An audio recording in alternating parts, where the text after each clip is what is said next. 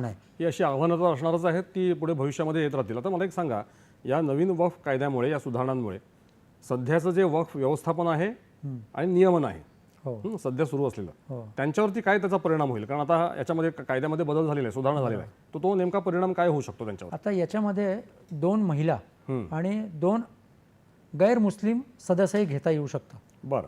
आधी असं होतं की महिलांना प्राधान्य नव्हतं, म्हणजे त्याच्यामध्ये असायचे पण खूप त्या व्यवस्थेमध्ये प्रायोरिटी नव्हती, प्राधान्य आवाज नव्हतं. नव्हता महिलांचा. त्यांना आवाज नव्हता किंवा घेतलंच पाहिजे नाही. एखादी कोणी हां, सक्षम महिला चालू आहे शकतंय असं. राजकीय सक्षमपणे. आता महाराष्ट्राच्या वक्फ बोर्डामध्ये फौजिया खान जे आहेत त्या खासदार आहेत म्हणून आहेत तिकडे. बरोबर. ते महिला रिप्रेझेंटेटिव्ह म्हणून नाही आहेत.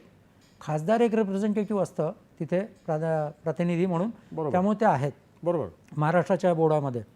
पण अशा प्रकारच्या महिलांचं आता स्थान तिथे असेल, त्यांचा आवाज तिथे पोहोचेल. बरोबर. दुसरा एक गैरमुस्लिम सदस्य जे आहे ते आता असतील.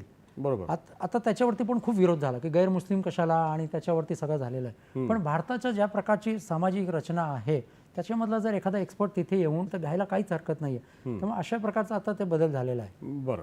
आता मला एक सांगा की आता ही सध्याची जी वक्फ मालमत्ता आहे किंवा पुढे भविष्यात सुद्धा येऊ शकते, तर या मालमत्तेचा आणखीन चांगल्या प्रकारे वापर कसा येईल? म्हणजे तुम्हाला काय स्वतःला सुचतं? म्हणजे तुम्ही एखादी सूचना करू शकता का की नवोन्मेषी आपण म्हणतो ना, ज्याला नवोन्मेष म्हणतो आपण, इनोव्हेटिव्ह काहीतरी आयडियाज तुम्ही सुचवू इच्छिता का? तुम्हाला हा चांगला मंच उपलब्ध आहे त्या माध्यमातून की बाबा वक्फ मालमत्तेचा उपयोग अशा पद्धतीने, अशा कारणासाठी व्हायला हवा, जो आतापर्यंत फारसा चर्चेत नाही आहे, समजा लोकांना माहीत नाही आहे, किंवा त्या मंचावरती जे धोरणकर्ते आहेत त्यांना पण समजा तो माहीत नाही, असं आपण धरून चालू आहे गृहीत असं, तर त्यांच्यापर्यंत ते पोहोचवण्यासाठी याच्यातलं मला वाटतं की 2 प्रकारचा खूप चांगला उपयोग होऊ शकतो. आणि आजच्या घडीला महाराष्ट्रातल्या किंवा भारतातल्या मुस्लिम समाजातल्या युवकांची जी स्थिती आहे त्याच्यामध्ये स्किल डेव्हलपमेंटचे जे युनिव्हर्सिटीज आहेत, स्किल युनिव्हर्सिटीज, छोटे छोटे कोर्सेस आहेत, स्किल युनिव्हर्सिटीज तयार करणं आणि त्याच्यातच उच्च शिक्षण देता येऊ शकतं, अशा प्रकारच्या युनिव्हर्सिटीची व्यवस्था तिकडे, शैक्षणिक व्यवस्था तिथे उपलब्ध करून दिलं पाहिजे.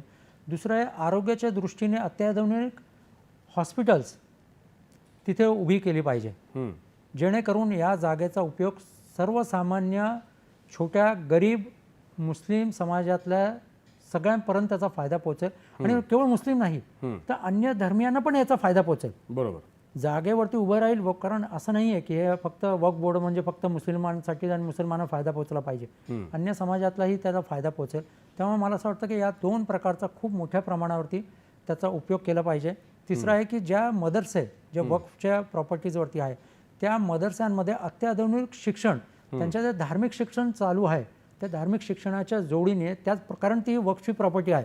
तुम्ही एखाद्या प्रायव्हेट प्रॉपर्टीमध्ये चालवत असाल तर मी त्याबद्दल बोलणार नाही, पण मदरशाचं जे शिक्षण आहे त्याच्यामध्ये अत्याधुनिक मदरशामध्ये शिक्षणाची जोड दिली पाहिजे, जेणेकरून मदरशामध्ये पासआउट झालेला विद्यार्थी हा केवळ धार्मिक शिक्षणासाठी जाणार नाही. त्याला असं वाटलं की मला काही वेगळे शिक्षण घेण्याची आवश्यकता आहे, घेऊ शकतो, तेवढी क्षमता आहे माझ्यामध्ये, तर त्या मदरशामधला विद्यार्थी हा अन्य शिक्षणाकडे पण जाऊ शकतो. त्यामुळे ह्या 3 प्रकारच्या मला वाटतं सूचना. क्रीडाविषयक सुविधा पण चांगल्या पद्धतीने उपलब्ध करून दिल्या जाऊ शकतात, जेणेकरून त्याचा तरुणाईला फायदा होईल. बिलकुल बिलकुल. जागा भरपूर आहे.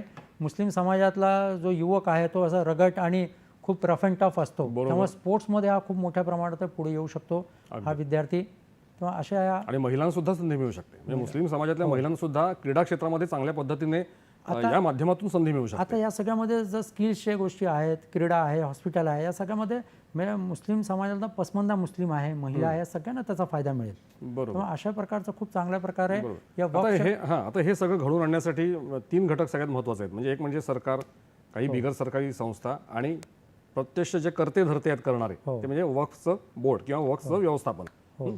तर ह्या तिघांमध्ये कशा प्रकारचा समन्वय असायला हवा असं तुम्हाला वाटतं? आणि हा जो नवीन कायदा आहे, हा नवीन कायदा तशा कुठल्या प्रकारच्या संधी उपलब्ध करून देतं या समन्वयासाठी आपापसातल्या? आता यामध्ये ना जे NGOज आहेत, म्हणजे आता गेले काही वर्षांमध्ये NGOज हा मोठ्या प्रमाणात घटक भारतामध्ये आलेला आहे. तर या NGOज जे आहेत की जे ऑलरेडी समाजाच्या छोट्या छोट्या वस्त्यांमध्ये, मोहल्ल्यांमध्ये काम करतच आहेत. मग त्यामध्ये कुपोषित मुलांच्या संदर्भातला विषय आहे, रोजगार देण्याचा विषय आहे,